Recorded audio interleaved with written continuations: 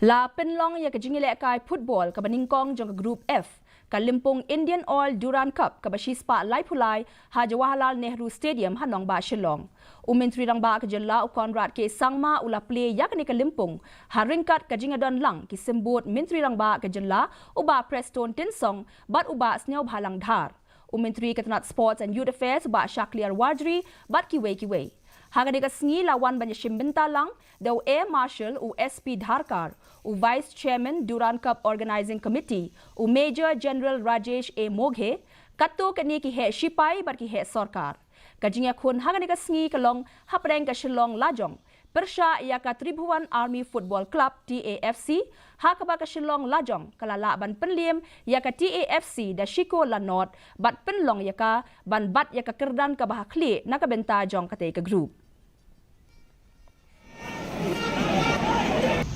It makes a lot of sense for us to be part of this tournament and to host it, and especially to have our own teams also being part of the Durand Cup itself. I would like to congratulate the Honourable Minister Sports and Youth Affairs and the entire Sports Department for having successfully